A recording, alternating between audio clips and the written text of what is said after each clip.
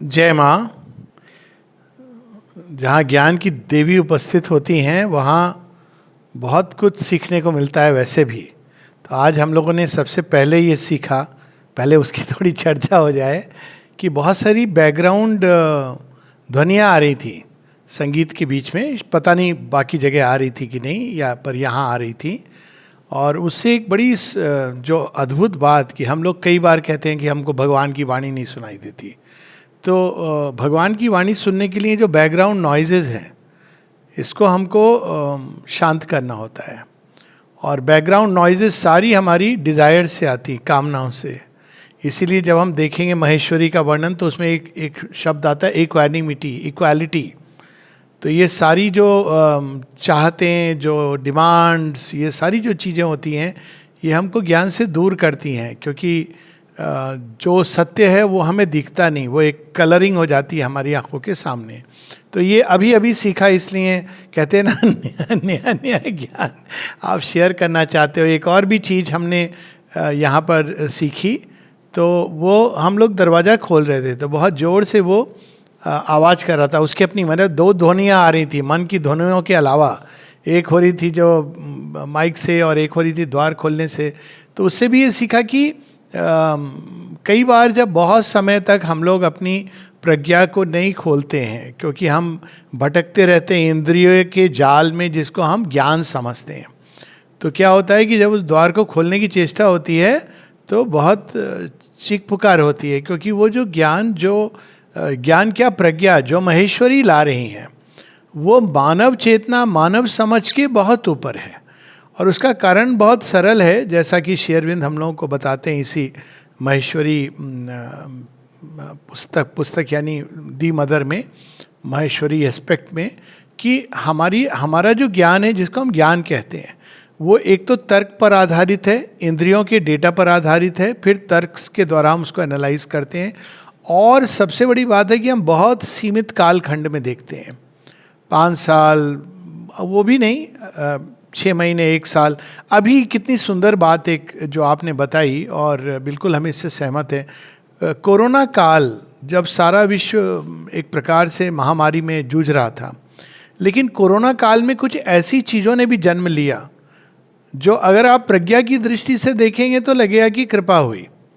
आश्रम में एक बड़ी, अब हम लोग को आदत है कि भाई बिना सुबह हम भोजन मिले ना मिले, आश्रम के अंदर जाके समाधि के पास बैठने का जो परम सुख है, तो वो मिस हो रहा था। क्योंकि बंद हो रही थी दीवारें, कपाट बंद थे।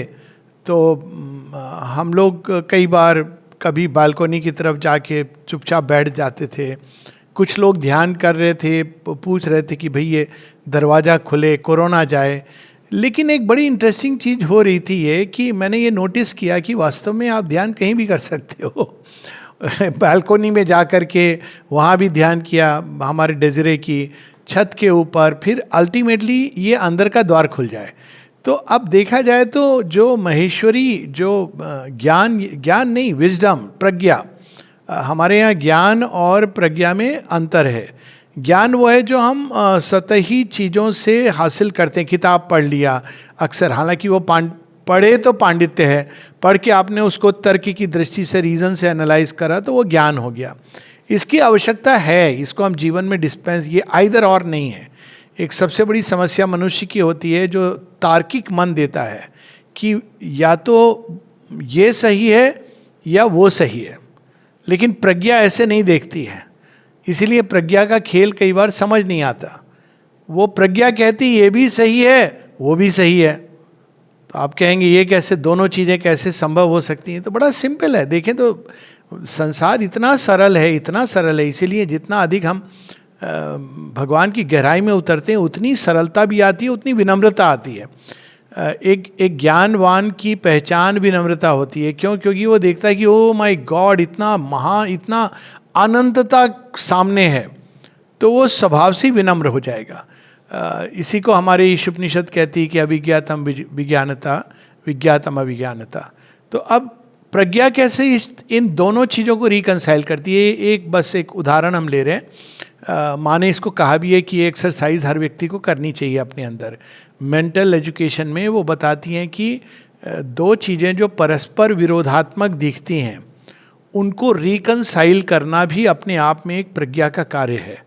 और उससे भी अधिक प्रज्ञा बड़े सरल ढंग से कहती है हाँ ये भी सही है, ये भी सही है।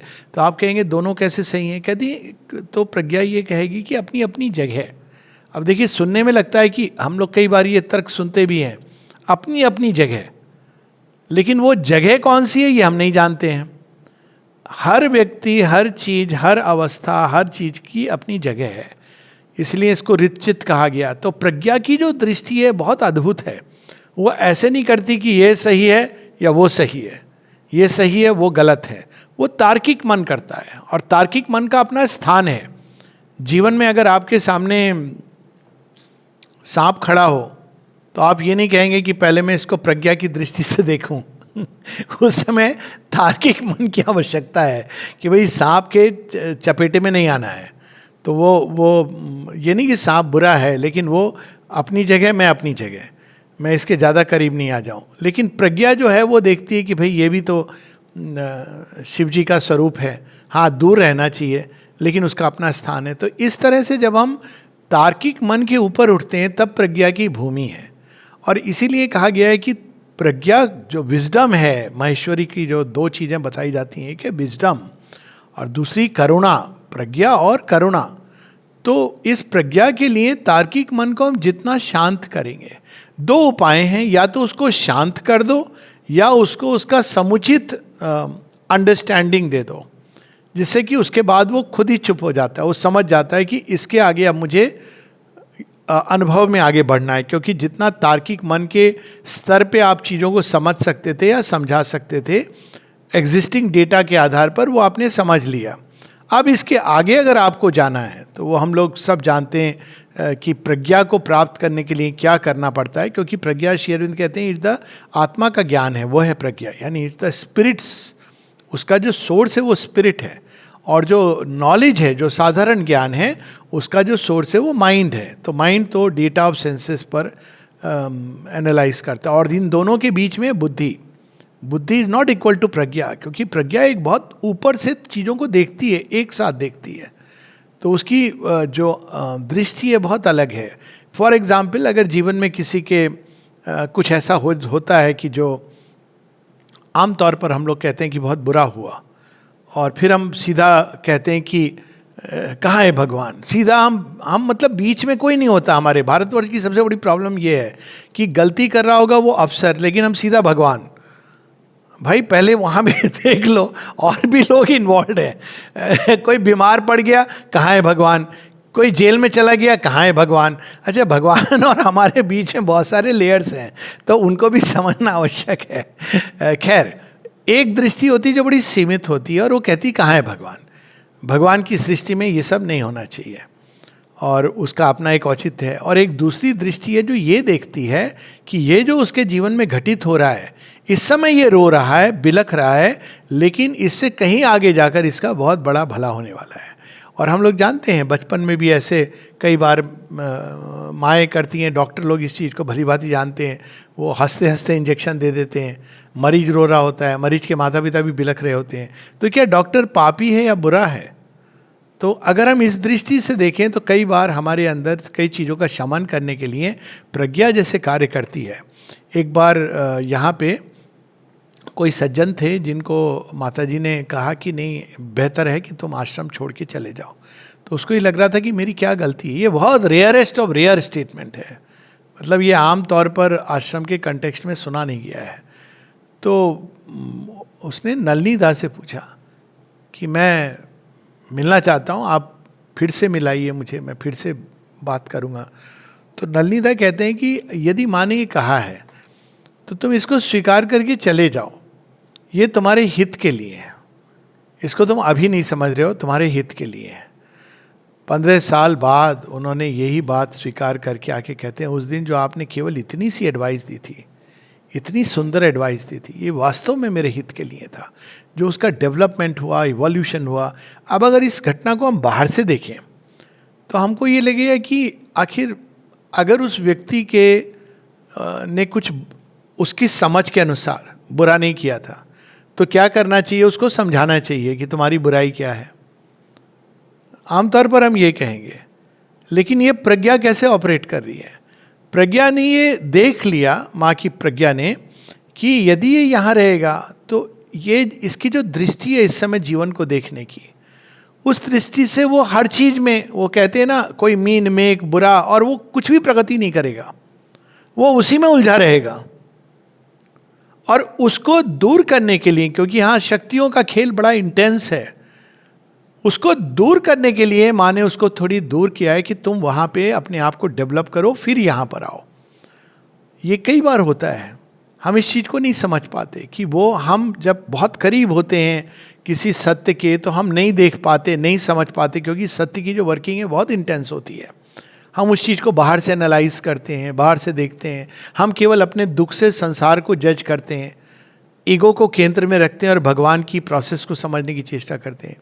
लेकिन जब आप इसी चीज़ को एक वृहत दृष्टि से देखते हैं तो बिल्कुल दृष्टि बदल जाती है। एक यहाँ पे हुई थी सुनामी, तो उस पर मैंने एक आर्टिकल भी लिखा था, श्री अरविंद की एक कविता भी है उस पर, द लॉस्ट बोट, तो पीपल शुड रीड इट, बहुत इंटरेस्टिंग है। वहाँ वो यही इसी बात की जिक्र करते हैं कि मैंने देखा कि नाव जा रही थी और नाव फिर डूब गई, विलुप्त हो गई, तो हाहाकार मचा, चीख पुकार मची कि अरे नाव डूब गई, लोग मर गए, ये न्यूज़ हेडलाइन बनती है।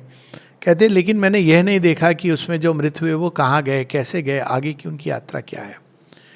तो सुनामी के समय हम लोगों ने इस बात को देखा। यहाँ पर तो खैर माँ की अद्भुत कृपा थी कि आस पास सब जगह सब कुछ नष्ट हो गया लगभग। केवल ये 5 स्क्वायर किलोमीटर एरिया में आश्रम का केंद्र, ये भी है महेश्वरी के कार्य है, ऐसे सुरक्षा, उनको पहले से ही ज्ञान होता है घटनाओं का, तो ये बच गया आश्रम का एरिया और आसपास थोड़ी दूर तक। यहाँ तक कि आश्रम में हम लोगों को तो लगा कि अरे कैसे पानी, हम लोग ने ये सुना कि समुद्र बहुत पीछे चला गया, तो लोग देखने गए एक्चुअली कि समुद्र पीछे चला गया है, तो अद्भुत घटना है। सुनामी का किसी को ज्ञान नहीं था। उसके बाद सुनामी भी आई, पर वो बस अच्छा आई, थोड़े छींटे पड़े, बीच पर फिर चली गई। हम लोगों को ये पता नहीं था। शाम की न्यूज़ जब लगाई तो उसमें पौंडीचेरी कॉल आ रहे हैं, मेरे मित्रों के कॉल आ रहे हैं, एयरपोर्ट से आ रहे हैं, घर से आ रहे हैं कि सुनामी आ गई, तुम लोग कैसे? उन्होंने कहा कौन सी सुनामी? तो उन्होंने बताया, फिर हमने टीवी चैनल पे न्यूज़ लगाई। तो अब लेकिन अब ये घटना होती है कि बहुत कुछ लोगों की मृत्यु भी हुई। उसके बाद अब हुआ क्या कि कई लोग थे जो समुद्र के पास थे, विस्थापित हुए, उनके मड हाउसेस डिस्ट्रॉयड हुए। पूरी घटना को अगर आप 10 साल के उसमें देखेंगे तो लोगों के पक्के घर बने, नई जगह, मतलब जो बचे, जो गए, उनकी आगे की यात्रा हम नहीं जानते, वो हमारी अज्ञान की सीमा है। तो कई बार कई चीज़ें हैं जो हमको देखने से उस समय तत्कालीन हमारी तर्क बुद्धि उनको नहीं समझ पाती। और इसके में कई उदाहरण, मतलब इनके उदाहरणों पर एक पूरा दिन निकल सकता है, जीवन में होते हैं। लेकिन वास्तव में अगर हम उसको प्रज्ञा की दृष्टि से देखते हैं तो हमको ये आश्चर्य होता है कि इस जीवन में ये प्रज्ञा कैसे कार्य कर रही थी। इसको कैसे मालूम था कि मेरे अंदर ये समस्या है, इसका शमन आवश्यक है। फॉर इंस्टेंस गीता, ये एक बड़ी इंटरेस्टिंग इसी प्रज्ञा से ही जुड़ी हुई चीज़ है कि अर्जुन धुरंधर है, ओरिजिनल धुरंधर, ओके, धुरंधर पार्ट इन्फिनिट, ओरिजिनल, मतलब अर्जुन ज़्यादा धुरंधर कोई हुआ नहीं है। और उनके अंदर ये क्या निकल गया अचानक? युद्ध के पहले लगभग रो रहे हैं, नहीं मैं नहीं मारूंगा, ये मेरे चाचा हैं, ये ताऊ हैं, हालांकि वो लड़ चुके हैं, विराट युद्ध सब कर चुके हैं, उनको किसी प्रकार का डर नहीं है, सारे दिव्यास्त्र हैं, ये क्यों ऐसा व्यवहार कर रहे हैं? तो अगर उस समय कोई फ्रीज टाइम कर देता तो वो कहता कि ये क्या हो रहा है। मैं कुछ केवल उदाहरण की प्रज्ञा कैसे ऑपरेट करती है। फिर हम देखते हैं कि श्री कृष्ण गीता का जन्म होता है। श्री अरविंद इसके पीछे का सत्य बांग्ला रचना में बताते हैं, गीतार भूमिका। कहते हैं ये श्री कृष्ण का ही किया कराया था कि अर्जुन के अंदर ये जो छुपे हुए भाव थे ये बाहर निकलते हैं। क्यों बाहर निकले? अरे भाई अभी बाहर निकल जाओ, 10वें दिन तुम्हारे अंदर ये भाव अगर आएंगे तो प्रॉब्लम हो जाएगी। आप युद्ध के बीच में हैं। तो उन्होंने वो सारी चीज़ें, श्री अरविंद बताते हैं, वैष्णवी माया से उनको निकाला बाहर। उसके बाद संसार को उपहार में क्या मिला, श्रीमद् भगवत गीता। ये एक जागृत उदाहरण है महाभारत का, कि उस समय अगर आप लोग पूछते, अभी भी कई लोग उससे चिपके रहते हैं, अरे इतना नाश हुआ, ये हुआ वो हुआ। नाश हुआ, सब हुआ, उस समय बहुत लोग रोए बिलखे, लेकिन जब आप आज देखते हैं तो कौन मरे कौन बचे इसका हिसाब किताब नहीं है लोगों के पास। लोग ये भी सोचते हैं पता नहीं हुआ कि नहीं हुआ, है ना। दो चीज़ें पूरी महाभारत के गिफ्ट के रूप में आई जो संसार बदलने वाली थी। एक था विराट रूप का दर्शन जो मनुष्य के अंदर अंकित हो गया, और दूसरी है श्रीमद् भगवत गीता। देखिए, it survives the whole process and comes. यही चीज़ ट्रोजन वार में श्री अरविंद बताते हैं कि ट्रॉय बहुत ही ये कि प्रज्ञा कैसे कार्य करती है, वो किस दृष्टि से देखती है, क्योंकि वो पास्ट प्रेजेंट फ्यूचर एक लंबा स्पैन देखती है, वो एकदम इमीडिएट चीज को नहीं देखती है। उसके लिए हमारे पास महासरस्वती हैं, मल्लम लेप लगाने के लिए, प्रेम से भरने के लिए महालक्ष्मी हैं, हारमोनी लाएंगी, ज़्यादा रोए कल पेंगे तो महाकाली है, कहेंगी चुप करो श्रद्धा रखो। लेकिन महेश्वरी की जो विजन है ट्रोजन वार के बारे में बताते हैं। अब ट्रोजन वार में अगर आप इसको एक एक घटना को देखें प्रारंभ में, तो हम लोग नॉर्मली पाप पुण्य के हिसाब से देखते हैं, लेकिन प्रज्ञा पाप पुण्य के हिसाब से नहीं देखती है। भगवान की करुणा पाप पुण्य देखेगी तो वो संभव नहीं है, ऑपरेटिंग सिस्टम नहीं है। कैसे देखती है? ट्रोजन वार अगर आप देखिए तो हेलेन जाती हैं ट्रॉय में, प्रायम की पुत्री हैं, और ट्रॉय बहुत ही डेवलप्ड साम्राज्य है। आसपास की जो ट्राइबल्स हैं बिल्कुल वही, ऐसा लगेगा जैसे आप बम्बई में अगर अंबानी जी का घर देख लीजिए, अटेलियर, उसके आसपास तो आपको जो घर है ना, फ्लैट्स वगैरह लगे हैं, झोपड़पट्टी, तो आपको बहुत अजीब लगेगा कि जैसे कोई क्या अजीब सी चीज़ खड़ी हो गई। Actually it's very out of place, you feel that. मतलब मैं गुजरा हूँ, मैंने कहा ये क्या है, मतलब कोई अंदर जाके नहीं, बाहर से अजीब लगता है कि कोई। तो ऐसे ही था ट्रॉय का साम्राज्य, या अभी का अगर आप अमेरिका देख लें कि एक साम्राज्य जो बड़ा भव्य है, और ट्रॉय तो सभ्य भी था अनलाइक अमेरिका, तो वो सभ्य और भव्य दोनों दृष्टि में। लेकिन आसपास में जो ग्रीक्स हैं वो ट्राइबल कॉलोनीज हैं। अब भगवान क्या करते हैं, प्रज्ञा क्या करती है, हेलेन स्वयं बाहर से अब आप देखेंगे तो कैसे जज करेंगे, कहेंगे अरे ये क्या दिखा रहे हैं, ये पेरिस गया लेके भाग गया, ले आया आपने यहाँ, ये तो बहुत बुरा किया उसने। वैसे अपनी इच्छा से गई थी, द ओरिजिनल लव मैरिज का जो कंसेप्ट है, तो लेके आते हैं, और उसके बाद जो होता है वो अद्भुत है। ट्रोजन वार में ट्रॉय समाप्त हो जाता है, लेकिन इतिहास क्या कहता है किसी को नहीं मालूम ट्रोजन वार हुआ कि नहीं। मेनेलॉस का कप मिल जाता है तो लोग बड़े प्रसन्न होते हैं, हुआ था। लेकिन इतिहास एक चीज को स्वीकार करता है कि इस समय के आसपास एक नए कल्चर ने जन्म लिया, जिसमें विज्ञान और कला दोनों का अद्भुत संगम था, जिसको हेलेनिज्म कहते हैं। अभी भी आप ग्रीस में जाके अगर बोलेंगे ना ग्रीक, वो बहुत बुरा मान जाएगा। काश एक दिन हम लोग भी इंडियन कहने से कहे भैया हम भारतीय हैं। आप ग्रीस में जाकर अगर बोलेंगे ग्रीक, यहां बोल लीजिए, he will take offence, he is Hellenic. वो हेलेन के नाम से अपने को कनेक्ट करता है। हेलेनिज्म एक कल्चर है, वो एक पूरी जीवन की दृष्टि है। तो ये प्रज्ञा का कार्य, विजडम का जो कार्य है, वो केवल हम सतह से नहीं होता है, मुख्य चीज यही है। और उसमें अपार करुणा होती है, लेकिन करुणा साधारण दया पिटी नहीं है। करुणा का अगर एक उदाहरण लें तो जो डॉक्टर चीरफाड़ करता है वो करुणा है। अगर वो केवल दया करेगा कि ओ मुझे काटना पड़ेगा तो कभी नहीं कर पाएगा, तो उसके अंदर करुणा है। तो यहाँ पर अब हम लोग दो चार पढ़ेंगे, बहुत सुंदर सुंदर, just to give a flavour.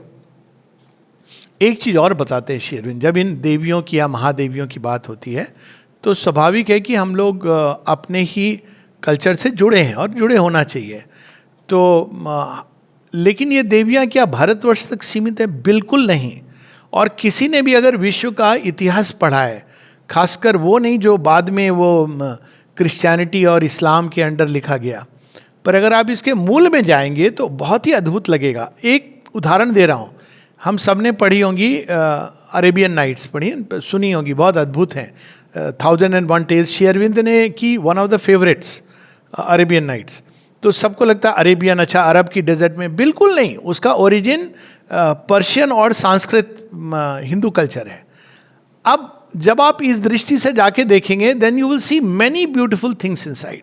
और सारी जिन पर हम लोग पोषित हुए, सिंधबाद की यात्रा, बाद में अलिफ लैला के नाम से आई, लेकिन वो जो अली बाबा और 40 चोर, अब ये बहुत ही एक समय था जब आप, वो नाम अलग होते थे, लेकिन अगर आप उनके नाम के पीछे जाएंगे देखेंगे वही सत्य है। अब यहाँ श्री अरविंद पेज नंबर 8 पे ये लिख रहे हैं, समस्त सृष्टि के दो पहलू होते हैं, साकार और निराकार।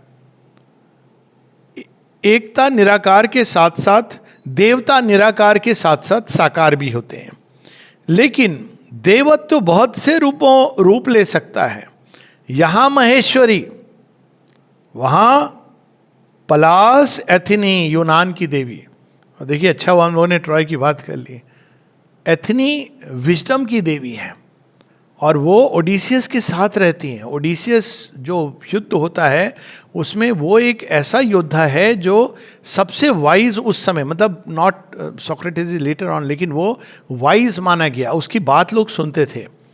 और ओडिसियस सदैव एथनी से इंस्पायर्ड होता है। उसमें दिखाते भी हैं कि एथनी कहती ये मेरा चहेता है। तो महेश्वरी हैं सेम। अगर आप उनके कर्म, कुछ हद तक उनकी छवि भी महेश्वरी से मिलेगी। स्वयं महेश्वरी की आपके अपनी विभिन्न अभिव्यक्तियों में विभिन्न रूप होते हैं। दुर्गा, उमा, पार्वती, चंडी इत्यादि। देवता मानव रूप तथा आकारों में सीमित नहीं होते। मनुष्य भी उन्हें हमेशा केवल मानव रूपों में नहीं देखता। अद्भुत बात है, प्रारंभ में ही श्री अरविंद स्पष्ट करते हैं। फिर ये साकार निराकार के अलावा आगे एक और पैसेज है, ये पेज नंबर 13, कि भगवान की जो ये प्रज्ञा कैसे काम करती है, उसका ऑपरेटिंग सिस्टम। और ये जान जाए ना, जीवन बड़ा आनंद में होता है। कि कई चीज़ें जो हमको दुख देती हैं, क्योंकि हम तार्किक मन बाहर बाहर से देखता है, लेकिन जब प्रज्ञा जागती तो वो कैसे दिखाती है।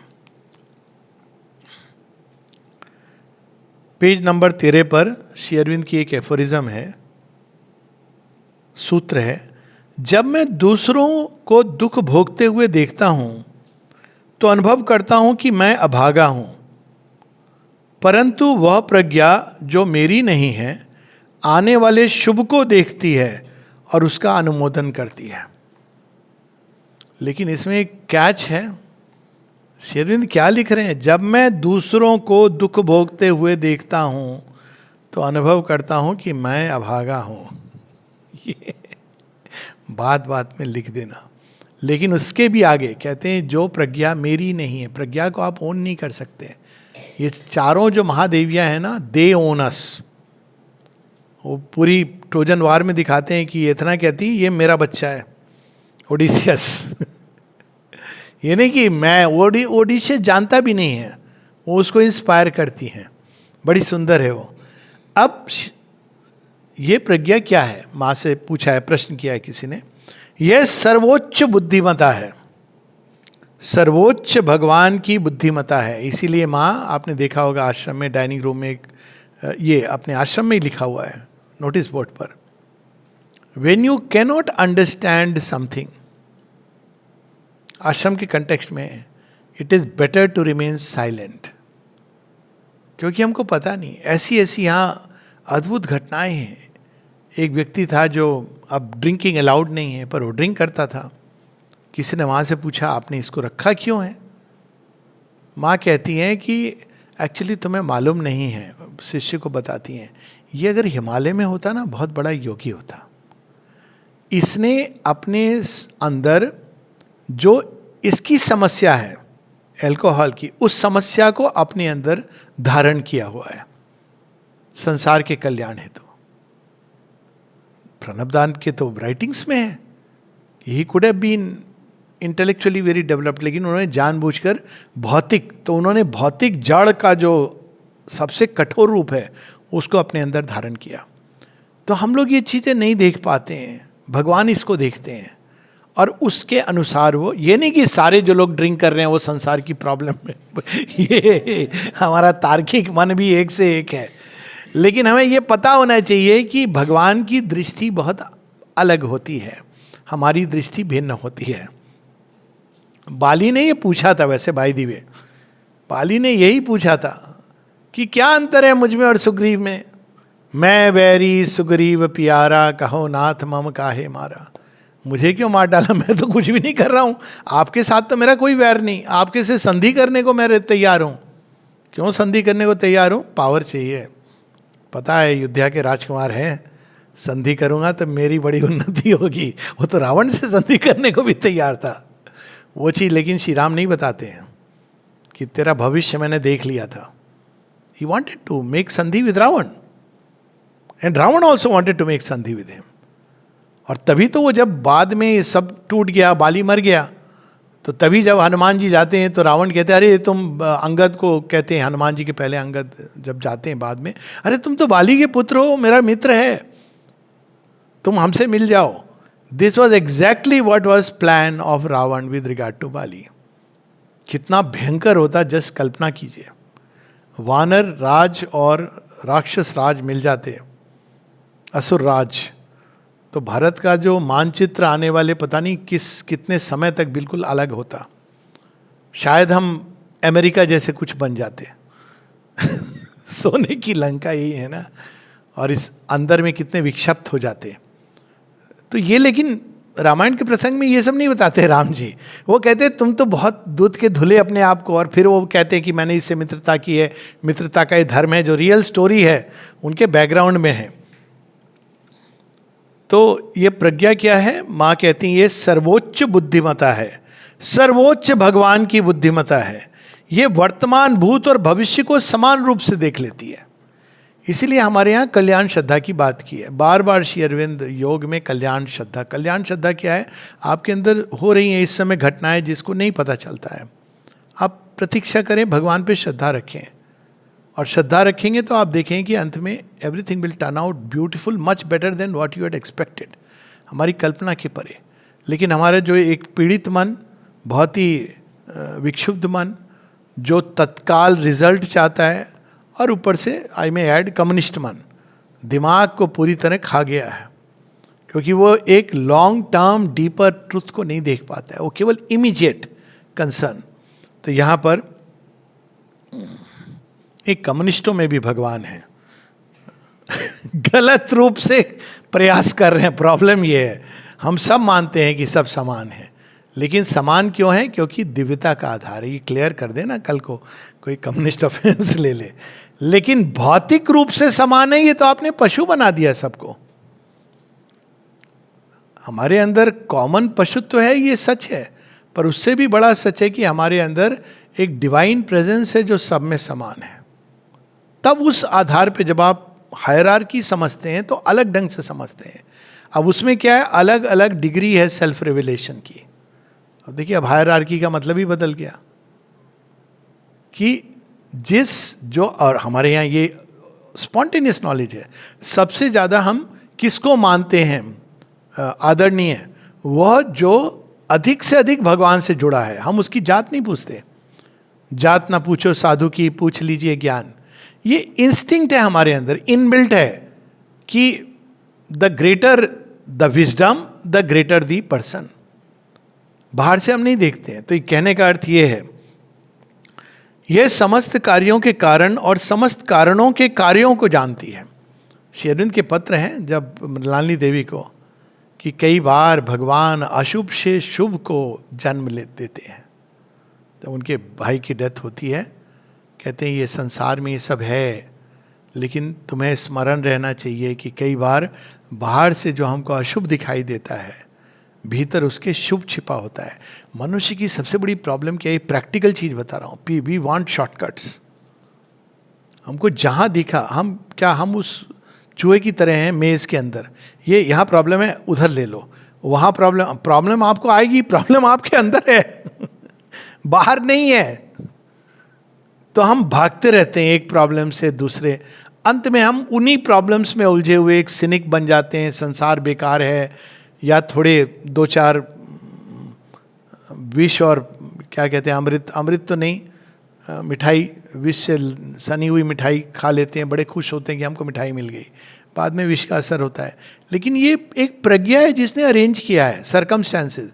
एक जगह माँ बताती हैं बड़े सुंदर ढंग से कि शैडोज की बात करती हैं, हर किसी के अंदर कोई एक चीज होती है जो उसकी पर्टिकुलर कठिनाई है, और माँ कहती हैं you do not know that it is a supreme wisdom that arranges these things. वो आपकी कठिनाई है, दूसरे की नहीं होगी, आपको वो दी गई है, आपका गिफ्ट है। आप इसको खोलो, परतों के अंदर भगवान को ढूंढो। कई लोग कहते हैं कि रिलेशनशिप की कठिनाई होती है, तो क्या करते हैं, बदलते जाते कहते हैं भाई प्रेम होता ही नहीं, हम भगवान की ओर जा रहे हैं। अब भगवान का सल्यूशन क्या है? अरे यार, भगवान को देख लो, सब में देख लो, जय माता दी करो, अब जा। अब देखिए, ये दृष्टि आपकी बदलेगी ना, आपके अंदर से चीजें, कई चीजें जो छूट जाएंगी, क्योंकि वो डिजायर बेस्ड फिर नहीं रहेगा, वो तो आपकी एक दृष्टि बदल गई।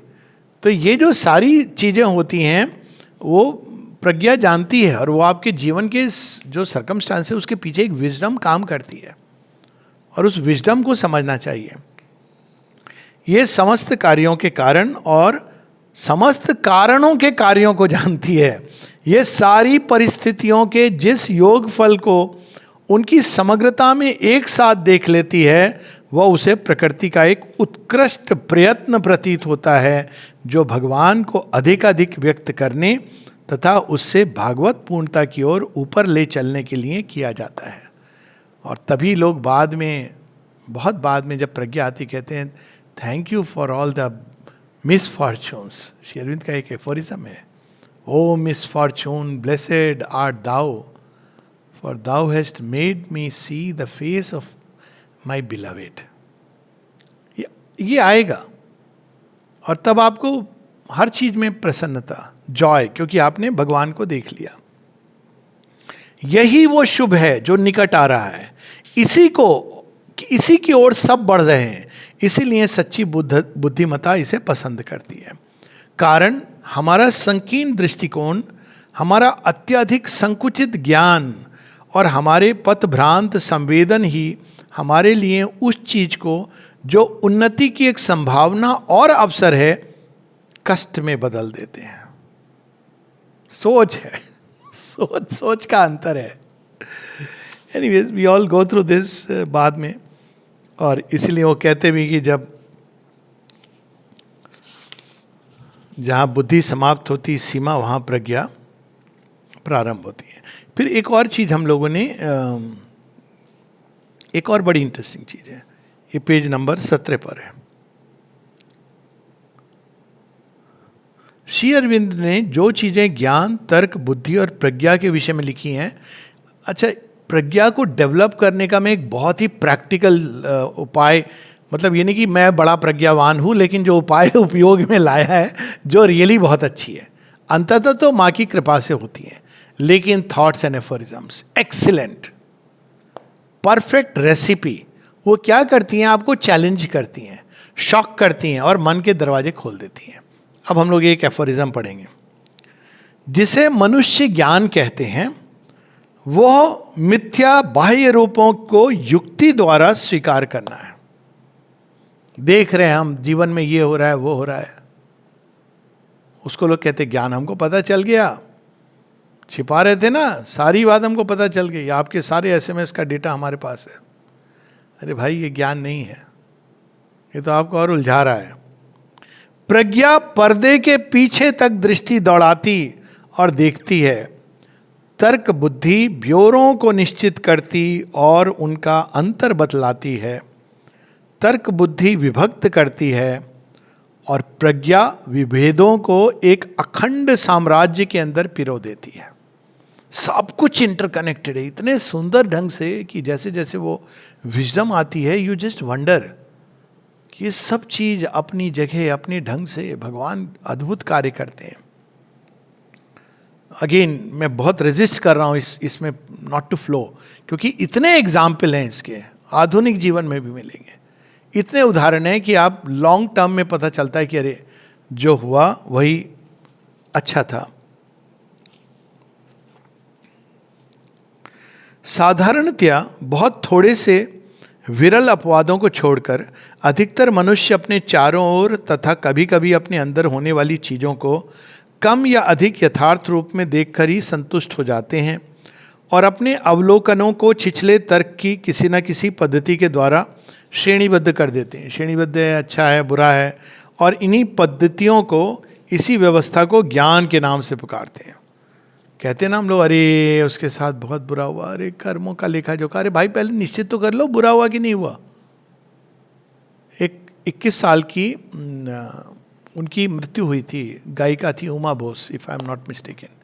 तो दिलीप कुमार रॉय ने श्री अरविंद से पूछा कि इतनी राइजिंग वॉइस, इतनी सुंदर अद्भुत voice, why did such a thing happen to such a wonderful person. सात्विक, बहुत सात्विक भाव था उसमें। तो पहले तो श्री अरविंद जो लिखते हैं वो एक रिडल ऑफ द वर्ल्ड नाम की अब पुस्तक के रूप में अवेलेबल है, वो बहुत बड़ा पत्र है। अंत में वो ये सब बैकग्राउंड बता के बताते हैं उमा बोस सात्विकता की पीक पर पहुंच गई थी यंग एज में, और उनके अंदर अब और आगे बढ़ने की संभावना आ गई थी। अगर वो इस जीवन में चलती रहती इसी प्रकार से तो बहुत प्रसिद्धि प्राप्त करती और सत्व रजस के बीच में एक पूरा जीवन चला जाता। She took a leap. अब ये तो हम लोग, शी टुक ए लीप, ये हम लोग नहीं समझ पाते कि अच्छे व्यक्ति के साथ ऐसा क्यों हुआ। क्यों? अच्छे व्यक्ति के साथ उसको खूब पैसे मिलने चाहिए, बहुत बड़ा घर होना चाहिए, यही हमारी अच्छे भगवान का रिवार्ड की, जो हमारे रिवार्ड है वही भगवान के रिवार्ड। भाई पढ़ लो महाभारत, क्या किया पांडवों के साथ, बड़े अच्छे थे बेचारे पर आज पांडवों के नाम से लोग नाम रखते हैं। तो ये भगवान का तरीका है कि उसमें बहुत लॉन्ग टर्म चीज़ें हैं और वो सब एक दूसरे से कड़ियाँ जुड़ी हुई हैं। उन्हें इस बात का जरा भी ख्याल नहीं होता, उनमें इस बोध का आरंभ तक नहीं होता कि जिन चीज़ों को वे देखते, छूते, अनुभव करते और स्वीकार करते हैं वे मिथ्या बाह्य रूप हैं, स्वयं सद्वस्तु नहीं। किसी ने पूछा, एक पुस्तक के रूप में है अब तो, dream dialogue with Shri Aurobindo, Nirodha की है, तो हमको उसको एक तरह की मान्य देना पड़ेगा। वो एक्चुअल डायलॉग नहीं है पर उनके अंतर्दर्शन में या स्वयं के ही अंदर एक प्रकार का बोध जगह है। तो उसमें वो बताते हैं कि मैंने श्री अरविंद से पूछा, ये पूछा नॉट फिजिकली, कि भाई भगवान क्या करते हैं, द्रौपदी के साथ ये सब क्यों हुआ। तो श्री अरविंद कहते हैं उन्हीं के साथ जो उनका अंदाज था कि नीरज, कब से मैं तुम्हारी इस ठोस बुद्धि के अंदर थोड़ा तरल बनाने की चेष्टा कर रहा हूँ, तुम्हें अभी तक ये नहीं समझ आई। तो कहते हैं नहीं समझ आई। क्यों किया? कहते हैं वह एक कृत्य था कौरवों का जिसने पूरा पासा पलट दिया। सारी जो भी शक्तियां उनके साथ खड़ी थी उनके विरोध में खड़ी हो गई। द हायर फोर्सेज जो डिटरमाइन करती हैं आपकी डेस्टिनी को। फिर वो कहते हैं वरना तुम्हें क्या लगता है कि भीष्म, द्रोण इत्यादि के उधर रहते हुए यूं ही जीत जाते पांडव? इस पर तो अभी किसी ने बहुत इंटरेस्टिंग चीज भी बनाई है, और कैसे कृपा, और इसमें ये भी करुणा और कृपा कैसे कार्य करती है। तो we will talk about it जब हम लोग वहाँ पर आएंगे। हैं हमारे पास 10 मिनट तो कम से कम पढ़ने के हैं, फिर प्रश्न उत्तर करेंगे। फिर अनुकंपा, कृपा। कृपा इज ग्रेस, कंपैशन इज अनुकंपा। तो श्री अरविंद इन दोनों में डिफ्रेंशिएट करते हैं। अनुकंपा जो नेट में फंसे हैं उनके अंदर पहुंच के उनको बचाती है कि ये जाल में फंसे हैं, कईयों को जाना है, कुछ को निकलना है। कृपा नहीं कैलकुलेट करती है। एक बार माता जी से किसी ने पूछा ये कि एक माता जी से पूछने के पहले उसकी एक पार्श्व कथा है। आई थिंक डेनमार्क से कोई व्यक्ति आया था, मैं भूल रहा हूँ कहाँ से, पर यूरोप के किसी देश से। तो उसने एक बार एक साधक से पूछा कि मेरे अंदर तो योग का इसका कोई खास वो नहीं है, पर माँ मेरे प्रति इतनी काइंड हैं, इतनी अच्छी हैं, क्यों? एक बार ये प्रश्न मेरे भी किसी परिचित ने किया था, तो खैर वो बाद में। तो फिर एक साधक ने माँ से उसको जो उत्तर दिया, माँ को बताया, मैंने उसको ये उत्तर दिया। उसने उसको ये उत्तर दिया, शायद माँ ने तुम्हारे अंदर कोई संभावना देखी होगी जो अभी तुम्हें पता नहीं चल रही है। बड़ा खुश हुआ, भाई टैंजिबल, लॉजिकल। और उसने बड़े गर्व से माँ को बताया कि मैंने उसको ये कहा। माँ चुप हो गई, कुछ नहीं कहा उन्होंने।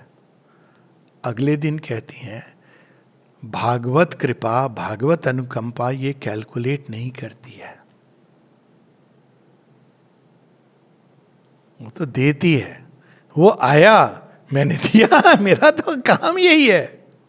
मैं वहां ये कैलकुलेट, देखिए अब मानवीय कैसे सोचता है कि देखो उसमें क्या है ऐसा खास कि माँ ने उसके साथ, अरे माँ किसके साथ नहीं अच्छा व्यवहार करती है, या वो करुणा से भरा हुआ। ये उनका, भगवान का ये चरित्र है कि वो कैलकुलेट किए बिना देते हैं। आप क्या रिसीव कर सकते हो, नहीं रिसीव करते हैं, ये आपकी समस्या है, ये हमारी समस्या है, क्योंकि हम तो हिसाब किताब में लगे रहते हैं। ये तो तुलसीदास जी ने कहा है ना बड़ा सुंदर, राम सो स्वामी को सेवक मोसो। आपकी कृपा को आप देखते हो तभी मेरे जैसा को पोसते हो। अगर मेरी तरफ देखोगे तो कोई आशा नहीं रहेगी। ये कोई भगवान कोई कैलकुलेट नहीं करते कि भाई कर्म ये ज़्यादा विशेष है, ये बनेगा, नहीं, वो पोर करते हैं। आपने ले लिया तो ले लिया, और आपने हिसाब किताब करने लगे कि ये पीऊँ कि नहीं पीऊँ, अमृत है कि विष है कि कहीं, ये तो करिए, वो तो इट गोज ऑन। इसकी बहुत सारी कहानियां हैं, but we need not get into it. अनुकंपा, ये पेज नंबर 21 पर है।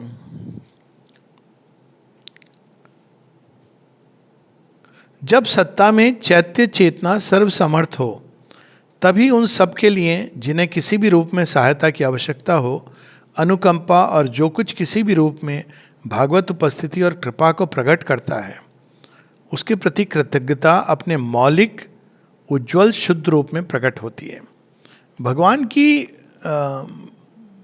करुणा और अनुकंपा, करुणा इज ए वर्ड जिसे हम सब परिचित हैं। तो कैसे पता चलता है कि भगवान की करुणा है और ये अनुभव कर रहा है? कौन खुला है करुणा के प्रति? जो हर चीज में कृतज्ञता महसूस करता है, अनुभव करता है। ये एक साथ चलते हैं, करुणा भगवान की तरफ से, कृतज्ञता मनुष्य की तरफ से। और जितना कम हमारे अंदर कृतज्ञता है, जितना अधिक हमारे अंदर वो कहते हैं ना हाइपर क्रिटिकल एटीट्यूड, तो उतना मतलब हम उस करुणा को रिसीव नहीं कर पा रहे। हम औंधे घड़े की तरह हैं और कुछ नहीं। नियाग्रा बरस रही है लेकिन हमने घड़ा पलटा हुआ है। हम लोग एक इंग्लिश के उसमें भी बहुत सुंदर है, ये पत्र मैं मुख्य रूप से पढ़ना चाह रहा हूँ इसमें, क्योंकि इसमें करुणा, ये सारे भाव हैं। करुणा के साथ ये भी आता है कि भाई भगवान की कृपा, फिर जस्टिस का क्या। माने एक बार किसी से बहुत लड़ाई होती थी, तो वो व्यक्ति बहुत बुरा था, पसंद नहीं करता था, ये रोज आके प्रे करता था माँ से, माँ इसको। अब वो बड़ा फलने फूलने लगा। इसने कहा मैं आपसे प्रे कर रहा हूँ, ये तो और फल फूल रहा है। माँ कह रही है कि और क्या होगा, मेरे संपर्क में आएगा तो तुमने क्या अपेक्षा की है? तुम्हारे कहने पर मैं खड़ी हो जाऊंगी कि इसका विनाश हो। उसके अंदर भी चेंज आ रहा है लेकिन तुम नहीं जानते हो।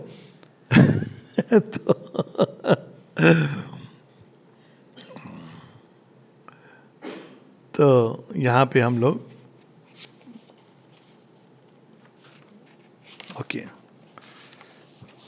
बहुत सारे हैं वेज ऑफ सुप्रीम विजडम, उसमें हम लोग ये पढ़ेंगे। ये अब मैंने ऑल इंडिया मैगजीन उठा ली है, ये इसलिए क्योंकि सारे जो ऑल इंडिया मैगजीन में है वो अग्निशिखा में नहीं ट्रांसलेट होते हैं। अब उसके कारण के पीछे कारण, लेकिन ये ऑल इंडिया मैगजीन में है तो इंग्लिश में है, so I will read in English. Page number 36, all India magazine, same issue, Divine grace, compassion and the law I should like to say something about the divine grace. For you seem to think it should be something like a divine reason, acting upon lines not very different from those of human intelligence. ये पापी, ये बुरा आदमी, दुराचारी, हम ही एक हैं सदाचारी जीवन में, संसार में कृपा के अधिकारी. तो but it is not that, ऐसा नहीं है. Also it is not a universal divine compassion either, acting impartially on all who approach it and exceeding to all prayers. होती कि एक यूनिवर्सल कंपैशन कि आप कष्ट में हैं, तकलीफ में आप गए और भगवान की करुणा आई. It does not select the righteous and reject the sinner. ये कृपा है, वो चला गया कृपा के अधीन. अनेकों अनेकों कहानियां हैं, and I am not going into that हमारे यहाँ, कि वो कृपा के जो अधीन चला गया, उसके बाद ये राइट रॉन्ग सब समाप्त हो जाता है. महिषासुर में सबसे बड़ी कहानी ये महिषासुर दिखाते ना, मरता नहीं है. एक्चुअल ओरिजिनल स्टोरी में, चंडी में अगर आप ओरिजिनल पढ़ेंगे मार्कंडे पुराण में, मरता नहीं है. वो बड़ा स्मार्ट आदमी है, असुर है. इतना कुछ करने के बाद लास्ट में वो देखता है कि अब मेरे पास कोई चारा नहीं है, तो अपना ब्रह्मास्त्र फेंकता है. क्या ब्रह्मास्त्र है? शरणागत हो जाता है. It's there in the original story. Mahishasura जैसे ही शरणागत होता है, माँ Durga, because she is an embodiment of Maheshwari and Mahakali, वो एक्सेप्ट कर लेती है. Mahishasura never dies. Mahishasura becomes the servant of the divine mother. ये ओरिजिनल स्टोरी की बात कर रहा हूं, वो नहीं जो प्रचलित स्टोरी जो हम लोग मानसिकता में लिए हैं. वो ये बात समझ गया था कि भाई इनके सामने अब शरण कर दो, शरणागत. और ये हम देखते हैं कई बार, विभीषण जब शरण लेते हैं और सारे जितने भी असुर हैं.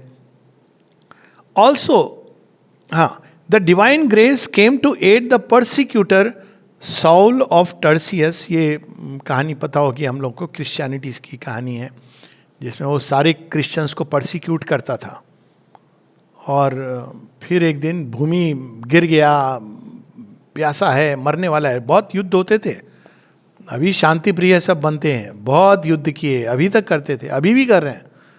जितने लोगों को आप शांति प्रिय बोलते हैं ना, सबसे ज़्यादा युद्ध वही करते हैं. तो वो जो सॉल ऑफ टर्सस जो किंग क्रिश्चियंस को परसिक्यूट करता था, वो वहाँ पड़ा हुआ है भूमि पर और कहता है प्यास प्यास प्यास. अचानक वहाँ पे प्रकट हो जाते हैं यीशु मसीह और कहते हैं बच्चे पानी पियोगे? तो पानी पीने के लिए देते हैं. अब वो पानी पी के कहता है आप, मैं तो सबको, आपके ही लोगों को. कहता है कोई बात नहीं है, मेरी करुणा इस पर डिपेंड नहीं करती है. ही बिकम्स द ग्रेटेस्ट कन्वर्ट. और उसके बाद क्रिश्चियनिटी को उस व्यक्ति ने, ठीक अशोक की कहानी है हमारे यहाँ, जो अशोक की कहानी कही जाती है वैसी कुछ कहानी इसकी, कि he converted many people into Christianity. तो यहाँ पर Saul of Tarsus, it came to Saint Augustine the profligate. उसके पत्र पढ़ेंगे तो आपको आश्चर्य होगा. पत्र नहीं, प्रार्थना है कि Lord grant me chastity but not yet. थोड़े समय मुझे और लेकिन psychic prayers, what a way. To Jagai and Madhai of infamous fame. Chaitanya Mahaprabhu के शिष्यों को मारते थे, डराते थे, पत्थर फेंकते थे, और उनकी कन्वर्शन की कहानी तो मतलब अद्भुत है. To Bilvamangal and many others whose conversion might well scandalize the puritanism of the human moral intelligence, but it can come to the righteous also. कहते हैं कि नहीं, ऐसा नहीं है, पापी के पास ही नहीं आती भगवान की कृपा. जो पुण्य करते हैं, अच्छे लोग हैं, उनके पास भी आती है. लेकिन अब जो कहने वाले हैं ना, वो नींद उड़ा देगा. शेयरिंद का अंदाज है. क्या कह रहे हैं? It comes to righteousness and cutting them off their self-righteousness and leading to a purer consciousness beyond these things. जे हम तो बहुत अच्छे हैं, हम तो बहुत अच्छे हैं, भगवान के पास आप चले गए, बहुत अच्छे हो, अच्छा देखता हूँ मैं. अब आप साल 2 साल के बाद कहेंगे हमाम में हम सब जब आपके अंदर से सेल्फ राइटियसनेस का भूत उतर जाता है ना, तब आप ग्रो करने के लिए तैयार होते हैं. विनम्रता की इतनी आवश्यकता होती है. इसीलिए जितने डेवलप्ड लोग होते हैं ना, बड़े बेनेवलेंट होते हैं, बड़े जेनरस होते हैं, हाइपर क्रिटिकल जजमेंटल नहीं होते हैं, क्योंकि वो एक कहते हैं ना उसी राह से गुजरे हैं. तो जजमेंटल नहीं होते हैं क्योंकि उनको पता है, और भगवान की कृपा के बारे में उनको पता होता है. It is a power that is superior to any rule, even to the cosmic law. कर्म विधान से. For all spiritual seers have distinguished between the law and grace, yet it is not indiscriminate. उसका जो कारण है बहुत पीछे कब छिपा हुआ है. माँ ने बताए हैं कुछ एक इंस्टेंसेस में, समय का अभाव है इसलिए वी आर नॉट गोइंग. माँ तो ये कहती है मैंने इनको प्रॉमिस किया था. कब प्रॉमिस किया था किसी को नहीं मालूम. प्रॉमिस किया था जब सुपरमेंट लाएगा तो मैं आऊंगी बताने के लिए, बताऊंगी. और उसमें अगर आप इनके सम ऑफ देम अगर आप इनके जीवन में जाएंगे, इसलिए कई बार कहते हैं लेकिन इस व्यक्ति के जीवन में तो ये था. मैंने कहा भैया होगा, जिसको भगवान ने स्वीकार कर लिया उसके बाद ये सब कैलकुलेशन तुम अपने दिमाग में रखो. समस्या तुम्हारी है, भगवान की नहीं है. उन्होंने स्वीकार कर लिया, उसके आगे मतलब इट्स द फाइनल सीट. तो यहाँ पर कहते हैं कि 3 चीजें हैं. Only it has a discrimination of its own which sees things and persons and the right times and seasons with another vision than that of the mind or any other normal power. A state of grace is prepared in the individual, often behind thick veils, by means not calculable by the mind, and when the state of grace comes, then the grace itself acts. अंत में इसके साथ हम लोग रुकेंगे. There are these 3 powers, 3 शक्तियाँ जो संसार में ऑपरेट करती हैं. The cosmic law of karma और what else, जिसको हम लोग कहते हैं कार्मिक लॉ, विधि का विधान. जो हम उसमें भी ऐसे नहीं होता है पाप पुण्य जैसे हम बिल्कुल बाहरी. Karma is not just outer action, आपके अंदर क्या क्या क्या क्या हो रहा है. वरना तो हर नमाजी बड़ा पुण्यात्मा है, चाहे वो गाय काटे बकरा काटे, ऐसे नहीं होता है. वो सारी आपकी इंटेंट से लेके एक्शन सब कुछ देखा जाता है. Number 2, the divine compassion acting on as many as it can reach through the nets of the law and giving them their chance. यहाँ पर आपको चांस दिया जा रहा है. करुणा ने क्यों पिकअप कर लिया we don't know. And the divine grace which acts more incalculably but also more irresistibly than the others. देखो यही है. कई बार लोग पूछते हैं कि क्या करना होता है. अब कई बार इसकी भी पूछते हैं ऐसे कि भाई आश्रम आने के लिए क्या खूबी. मैंने कहा भैया खूबी भी पता नहीं, भगवान ने चुन लिया, अब आगे हमें नहीं मालूम. उनकी समस्या है. ये प्रॉब्लम उनकी है. वार्तालाप कृपया वहाँ कीजिए. बहुत अच्छे अच्छे लोग हैं, इसमें कोई दो राय नहीं है. संसार भरा हुआ अच्छे लोगों से. किसी किसी को क्यों चुनते हैं वी डोंट नो. वो ग्रेस है, इनकैलकुलेबल है. The only question is whether there is something behind all the anomalies of life which can respond to the call and open itself with whatever difficulty till it is ready for the illumination of the divine grace. तो पूरी बात यही है कि भगवान का जो काम है, Maheshwari far above the thinking mind, करुणा की देवी, प्रज्ञा की देवी, वो हर किसी के साथ समान व्यवहार करती हैं. लेकिन वो समानता कैसी है, वो बाली की अंडरस्टैंडिंग वाली समानता नहीं है, वो श्री राम की समानता है. वो बाली नहीं समझ पाता है कि ये समानता कैसी है, कि मुझे क्यों मार रहे हो आप, सुग्रीव को क्यों आप हेल्प कर रहे हो. तो वो एक अलग लेवल की समानता है जिसमें हम जब तक वो प्रज्ञा, और यहाँ तक श्री अरविंद कहते हैं even the punishments are not a punishment but a grace. अगर जीवन में कठिन अवसर भी आता है तो आपको ये मान के कि कृपा है. माँ कहती हैं whenever in life there is a difficulty accept it as a grace and it will turn out to be so. कि ये कृपा है जिसने मेरे जीवन के सर्कमस्टेंसेस अरेंज किए हैं. कई लोग बिल्कुल उल्टा करते हैं, विमुख हो जाते हैं, युद्ध लड़ने लगते हैं और वो लूज कर देते हैं उस अपॉर्चुनिटी को. लेकिन जब हम उसको एक कृपा के रूप में लेते हैं और शरणागत होते हैं कि भाई आपकी कृपा है. जिस विद राखुरामी, जितने भी लोग गए हैं आगे उन्होंने यही बात कही अल्टीमेटली. और जब आप उस कृपा के अधीन होकर रहने लगते हो तो वो कृपा का विस्तार, दृष्टि सब, देन यू बिगिन टू सी कि वो कृपा कैसे ऑपरेट कर रही है। या फिर कई वर्षों के बाद जब महाभारत जिससे आप गुजर रहे थे खत्म हो जाती है, तब आप देखते हो कि शुद्ध गीता का ज्ञान तो तभी हमें मिला था जब जीवन में युद्ध और संघर्ष चल रहा था। तो ये है बैकग्राउंड महेश्वरी का। माँ ने उनके प्रकाश को वाइट लाइट और कहा है कि वो शक्ति ऐसी है माँ महेश्वरी की कि कोई असुर उसके सामने टिक नहीं सकता है। इट इमीडिएटली डिजॉल्व्स, क्योंकि कोई इल विल, बैड विल वो स्टे नहीं कर सकती है। It is so powerful. Mahakali तो फिर भी युद्ध करेंगे, महेश्वरी युद्ध नहीं करती हैं, कुछ नहीं, वो कुछ बूंदे प्रकाश की, and that is enough to dissolve all bad will, all ill will. उसके बारे में कि उनके जो श्वेत प्रकाश है और कैसे ऑपरेट करता है, she is far above the thinking mind. तो उनका तो आसन है सर्वोच्च है। इसीलिए हम लोगों ने पढ़ा था, अनिल भैया ने प्रारंभ में, राज राजेश्वरी। एक्चुअली श्री अरविंद ने शब्द यूज किया है इंपीरियल, राज राजेश्वरी। राज राजेश्वरी को ये नहीं कि वो आके लड़ती नहीं है, वो महाकाली लड़ेंगी, महालक्ष्मी धीरे धीरे तैयार करेंगी, महासरस्वती एक एक डिटेल में, वो तो बस बैठी, उनकी दृष्टि ही काफ़ी है चीज़ों को बदलने के लिए। जय माँ। बहुत बहुत आभार डॉक्टर आलोक भैया। और कितना आनंद हम सबको आता है, 1 घंटे का समय पता ही नहीं चलता है, कितना रोचक, कितना कुछ, और लगता है कि सुनते ही जाए। और कभी ऐसा अक्सर ऐसा लगता है कि जितना कुछ वो बोलना चाह रहे हैं वो बोल नहीं पा रहे हैं समय की सीमा के कारण। एक उदाहरण, दूसरा उदाहरण, तीसरा उदाहरण, सुनने का मन करता है। भैया पे समय अगर बचे तो द्रौपदी वाला प्रसंग को आप और बढ़ाना चाहते थे? जरूर जरूर जरूर जरूर कहिए। और देखिए कितना सुंदर ध्यान के समय के अंदर ध्वनि हम सबको सुनाई पड़ रही थी, और किस तरह से उस प्रसंग को उन्होंने ज्ञान में परिवर्तित किया कि जो बैकग्राउंड वॉइसेस होती हैं वो कैसे प्रवेश करती हैं, कैसे डिजायर से आती हैं जब हम प्रयास करते हैं। और कल्याण श्रद्धा की बहुत बात की, बहुत सुंदर बताया है, और व्याख्या हमें सुनने को मिलती है।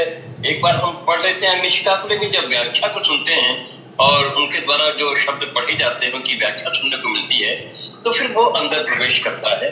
मैं बहुत आभारी हूँ उनके प्रति, बहुत कृतज्ञ हूँ कि वो हमको, जैसे कि वेदों के ज्ञान को उपनिषदों में हमारे ऋषियों ने छोटे व्यक्त किया उस गूढ़ ज्ञान को, वैसे ही आपको ये वार्तामाला क्रम सहायता कर रही है। मैं आपसे प्रश्न आमंत्रित कर रहा हूँ, सभी साधक अपना नाम लेकर प्रश्न पूछ सकते हैं। आप अपना नाम लेकर के प्रश्न कोई पूछ सकते हैं। भैया मैं सबसे पहले एक प्रश्न आपसे पूछना चाहता हूँ, थोड़ा सा हटके है। हाँ। आपने जी बात की कि प्रज्ञा तार्किक मन से ऊपर है। हाँ। आपने बताया। हाँ। मेरी आवाज सुन पा रहे हैं भैया? हाँ बिल्कुल बिल्कुल बिल्कुल। तो ऐसे कई उदाहरण है कि जैसे कि चेतन मन और अवचेतन मन, और चेतन मन हमारा तर्क करता है, अवचेतन मन तर्क नहीं करता है। हाँ। और भारतीय साहित्य में बहुत सारे ऐसे उदाहरण हैं जबकि सोते हुए बालक को ज्ञान दिया गया, यानी अवचेतन मन में ज्ञान पहुंचाया गया पीछे से। क्या हम माने वो शुद्ध ज्ञान होता है? हाँ, तो अवचेतन मन, एक अवचेतन शब्द एक बहुत विशाल भूमि को कवर करता है, केवल प्रज्ञा की भूमि को नहीं। अवचेतन मन में वह सब भी है जो हमारे अंदर दबा हुआ है, छिपा हुआ है, जिसको हम सबकॉन्शियस माइंड कहते हैं। अवचेतन मन में हमारे अंदर अपना ऑडियो बंद कर लें ताकि हम लोग आलोक भैया की बातों को गहराई से सुन और समझ सकें। तो अवचेतन मन जो है वो जिसको आमतौर पे अवचेतन मन हम कहते हैं, उसमें 3 स्तर हैं जो कार्यरत होते हैं। एक है जो जिसको अंग्रेजी में सबकॉन्शियस कहते हैं, उसमें बहुत सी हमारी चीज़ें दबी हैं, छिपी हैं, और ये नहीं कि सब बहुत अच्छी हैं और वो भी ऑपरेट करती हैं हमारे ऊपर, लेकिन जो आपने उदाहरण दिया उसमें ये नहीं उपयोग में लाया जा रहा है। दूसरा होता है जिसको अंग्रेजी में श्री अरविंद कहते हैं सबलिमिनल। ये 3 सोर्सेज हैं हमारे एक्शन के। सबलिमिनल एक विशाल भूमि में प्रवेश करता है। तो वो क्या है कि वह ज्ञान जो हमारे तत्कालिक इंद्रियों को उपलब्ध नहीं है वो अन्यान्य रूप में हमारे अंदर आ जाता है। जैसे कि मान लीजिए कुछ लोगों को इसका संकेत, अभी सुनामी आई थी तो पशुओं को संकेत मिल गया था, और जरावा ट्राइब को भी संकेत मिल गया था। तो इस तरह से ये एक प्रकार की फैकल्टी होती है जो सबलिमिनल के अंदर होती है। लेकिन जो प्रज्ञा है, विशेष रूप से इसको प्रज्ञा कहा जा रहा है, वो एक मन के ऊपर सुपर कॉन्शियंट उस अवस्था में है। लेकिन ये बिल्कुल सही है कि वही प्रज्ञा जो ऊपर में डिवाइन विजडम का काम करती है, वही निम्न प्रकृति में इंस्टिंक्ट का काम करती है। और इसको हम लोग आम तौर पर कहते हैं गट फीलिंग। कभी कभी वो बिल्कुल सही होती है। तो वही प्रज्ञा जो ऊपर पशुओं के अंदर होती है, इंस्टिंक्ट के रूप में काम करती है। पशु तो रैशनल माइंड से, वो तार्किक मन नहीं उपयोग में लाते हैं, लेकिन वो बिना रैशनल माइंड के इंस्टिंक्टिवली जानते हैं। तो वही जो प्रज्ञा ऊपर में वास्तव में वो अति चेतन या सुपर कॉन्शियंट की जो सहज स्वाभाविक है, वही पशु के अंदर या कई लोगों के अंदर जो सरल हैं, सिंपल हैं। अब तर्क कहाँ आता है? जब रैशनल माइंड, ये पढ़े लिखे लोगों के अंदर ज़्यादा समस्या होती है, वरना वो नॉर्मली इंस्टिंक्ट से एक्ट करते हैं और उसमें कई चीज़ें होती हैं जो सही होती हैं। लेकिन समस्या ये है, अंतर ये है कि जो इंस्टिंक्ट पे एक्ट करते हैं वो बहुत ही एक सीमित रेंज होती है जो उनको दी जाती है। लेकिन जो अति चेतन की जो विजडम है, प्रज्ञा है, सुपर कॉन्शियंट की जो विजडम है, वो एक बार अगर इंसान के अंदर ऑपरेटिव होती है तो वो कहीं भी डायरेक्ट की जा सकती है। मतलब इट इज़ ए एक्विजिशन, या that wisdom uses the instrument. लेकिन सब कॉन्शियंट में, जैसा आपने बताया, उस बच्चे ने एक पर्टिकुलर सवाल को, रामानुजम के केस में है कि वो इक्वेशन सॉल्व कर देते थे, कॉम्प्लेक्स मैथमेटिकल इक्वेशन, उनको खुद ही नहीं समझ आता था कि ये मैं कैसे सॉल्व कर रहा हूँ। शकुंतला देवी के केस में, लेकिन वो एक लिमिटेड रेंज है। पर जो प्रज्ञा में स्थित हो जाता है, या प्रज्ञा की देवी उसको अपना यंत्र बना लेती हैं, वो फिर विजडम कहीं पर भी अप्लाई कर सकती है। It is the difference between having a light which is like a torch light जो आपको इमीडिएट चीज को बता सकती है, and living under a whole tubelight illumination. ये अंतर है, पर मूल रूप से बात सही है आपकी। इस बीच में इंट्यूशन कहाँ है? साइडार्की में इंट्यूशन कहाँ पे आता है? हाँ, तो बिल्कुल इंट्यूशन प्रज्ञा का ही एक रूप है। तो इंट्यूशन, इंस्पिरेशन, रिवेलेशन, ये सारे प्रज्ञा के रूप हैं, अलग अलग रूप से ऑपरेट करती है। अब इंस्पिरेशन है जो, इसको कई जगहों पे श्री अरविंद ने एक्सप्लेन भी किया है। इंस्पिरेशन प्रेरणा, जब मन शांत होता है तो प्रेरणा उतरती है। और रेवलेशन है अचानक कोई जैसे बिजली कौंधी वैसे कोई चीज़ हमारे अंदर कौंधती है। इंट्यूशन है जो डायरेक्ट नॉलेज है, लेकिन वो सीमित है। अब प्रज्ञा का क्या है, जिसको प्रज्ञा कहते हैं, ये तीनों चीज़ों को उपयोग में लाएगी। लेकिन प्रज्ञा आपको पास्ट, प्रेजेंट, फ्यूचर ये सारी चीज़ें दिखा देगी। तो उसका जो फील्ड है सेम चीज़ है, लेकिन प्रज्ञा जिसको हम कहते हैं वो उसका एक फील्ड बहुत बड़ा है और वो पास्ट, प्रेजेंट, फ्यूचर सबको दृष्टि में ले आती है। इंट्यूशन उस समय पर और उस पर्टिकुलर अवस्था में, उस पर्टिकुलर स्थान पे, उस व्यक्ति या सिचुएशन के लिए कार्यरत होती है, उसी का एक रूप है। बहुत बहुत धन्यवाद आलोक भैया। हमारे बीच में श्री अरविंद सोसाइटी हिंदी क्षेत्रीय समिति के संस्थापक चेयरमैन पूज्यवर विजय पोद्दार जी उपस्थित है। मैं उनके चरणों में अपना नमन करता हूँ। और कोई सार्थक प्रश्न पूछना चाहे तो अवश्य पूछे, भैया हमारे बीच में है भी। जी, मैं पूछना चाहता हूँ आलोक भैया से कि जी भैया, जो मैगजीन है उसमें पेज 13 पर जब मैं दूसरों को दुख भोगते हुए देखता हूँ तो अनुभव करता हूँ कि मैं अभागा, परंतु वह प्रज्ञा जो मेरी नहीं है आगे वाले सुख को देखती है और उसका अनुमोदन करती है। तो ऐसे तो श्री अरविंद का स्टेटमेंट विरोधाभासी है, लेकिन भैया आप यह हमें बताइए कि दूसरों के दुखों को भोगते हुए देखने से अभागा भाव कैसे आता? हाँ, यही मैंने कहा कि उसके अंदर ये कैच है। तो अब अभागा किस सेंस में है? एक्चुअली दुख हमेशा एक प्रज्ञा है जो ये जानती है कि जो अभागा है, जो इस समय जिसके पास कठिनाइयाँ हैं, कष्ट हैं, वो इस द्वार से निकल करके एक वृहत्तर सुख की ओर या एक ज्ञान की ओर जा रहा है। तो कई बार होता है कि व्यक्ति की भाई दूसरों के जीवन में जो दुख है मेरे जीवन में नहीं है, तो क्या भगवान ने उन लोगों को ही चुना है, जैसे राम जी के जीवन में इत्यादि, लेकिन मेरे अंदर वो चीज़ नहीं है, मैंने वो चीज़ को अनुभव नहीं किया। तो कई बार ये लगता है कि ये मैं आपको रियल एग्जाम्पल से बता रहा हूँ कि यहाँ पर जब मैं आया था तो मेरे अंदर भी इस तरह का प्रश्न उठा था कि मेरे लाइफ में ऐसे कोई दुख का अनुभव नहीं हुआ था, सब अच्छा ही हुआ अपने आप। तो मन में ये प्रश्न उठता था कि ये कृपा है या कुछ और है, ये कैसे हो रहा है। तो महेश्वरी जी ने तो यही कहा था कि भाई ये कृपा को कैलकुलेट नहीं करो। बाद में मुझे पता चला कि भाई आएगा, सबका टाइम आएगा।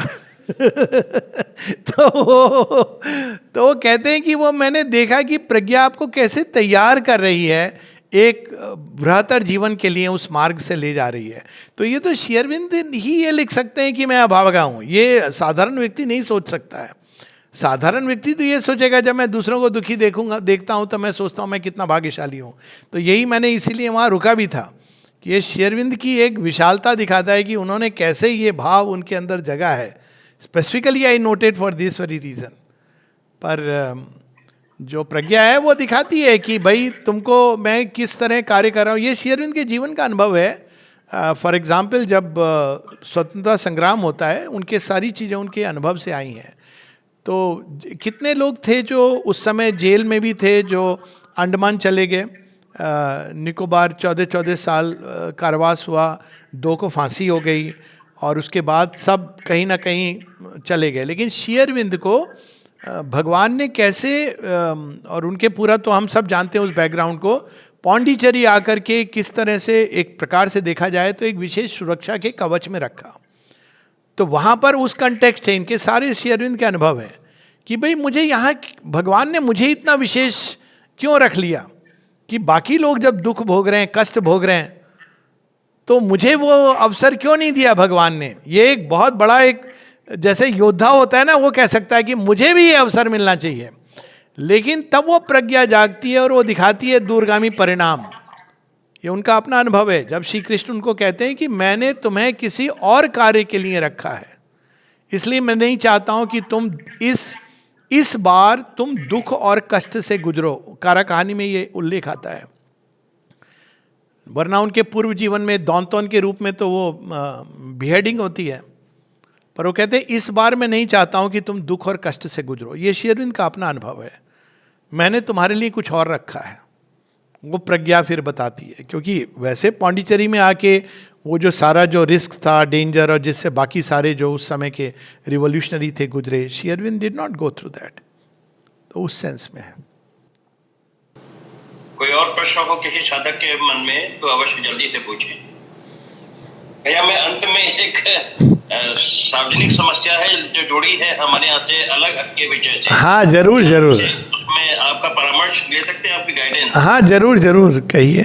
ये मथुरा केंद्र में रेलिक से स्थापित है और श्री अरविंद की प्रतिमा भी उनके सामने स्थापित है। हाँ, और क्योंकि ये मेरे प्रश्न यहाँ इसलिए उठा रहा हूँ कि बहुत सारे लोग हम लोग हैं हाँ, केंद्र की व्यवस्था को देखते हैं और बहुत सारे दुर्दांत जो है या कहेंगे बड़े सघन, बड़े महान साधक हैं जो आते हैं केंद्र में, आते रहते हैं। तो हमारे यहाँ एक साधक है जो अक्सर आकर के, और मैं समझ नहीं पा रहा हूँ मैं क्या करूँ, उनको रोकूं या करने दूं ऐसा। श्री अरविंद की प्रतिमा के ऊपर जब 15 अगस्त होगा तो बाकायदा तिरंगा झंडे की पगड़ी पहनाएंगे, तिरंगा झंडा गले में डालेंगे। जब ठंड होगी तो उनको टोपी पहना के चले जाते हैं सिर। मना कीजिए, बिल्कुल रोकिए, बिल्कुल रोकिए, निस्संदेह।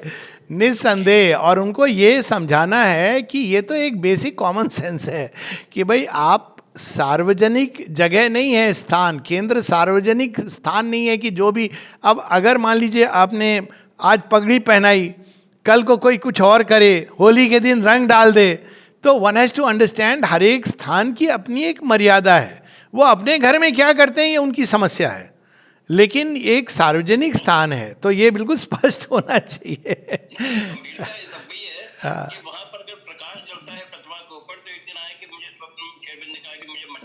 नहीं, इसका बहुत सिंपल सॉल्यूशन आपको बता रहा हूँ। मेरे सामने की बात है ये। चंपक लाल जी से किसी ने ये पूछा, कहा कि मुझे माँ ने मुझे आपके पास भेजा है काम लेने के लिए मेरे स्वप्न में माँ आई और उन्होंने मुझे आपके पास भेजा कि चंपक लाल जी से मिलो और वो तुम्हें काम देंगे। चंपक लाल जी ने कहा माँ ने मुझे ऐसा नहीं कहा है, और मैटर उनको वहीं भेज दिया। अब आपको दिल्ली आश्रम की एक घटना आपको बता रहा हूँ, तारा जी से पूछिएगा वो बताएंगी। वो दिल्ली आश्रम में एक साधक थे, वो जब वहाँ से आपने पता होगा कि वो फ्लाइट का रूट है पास में, तो वो जब फ्लाइट जाती थी तो वो देख करके पहले अपने विचारों से वो करते थे कि फ्लाइट का कोर्स डाइवर्ट हो जाए, तो फिर वो कभी कि रेलिक्स को शिफ्ट कर दिया जाए। तो ऐसे वो तो एक मतलब वो कहिए कि आप भाई ये आपको भगवान ने कहा है, जब वो चाहेंगे ऐसा हो तो आप भगवान से कह दीजिए कि जो यहाँ व्यवस्थापक हैं उनको बता दीजिए कृपा करके। वो भगवान तो कैपेबल हैं, वो उनको बता देंगे समस्या क्या है। तो हाँ बिल्कुल, जय माँ जय माँ। हम बहुत कृतज्ञ हैं आलोक भैया के बहुत सुंदर व्याख्या इस गूढ़ विषय की, और आनंद आ गया माँ महेश्वरी के बारे में पढ़ना सुन के, प्रज्ञा की, करुणा की देवी। आइए हम सब मिलके बाद में सबसे अंत में माँ के प्रति कृतज्ञता व्यक्त करते हुए पुनः मातृ ध्यान करते हैं, ध्यान संगीत पर।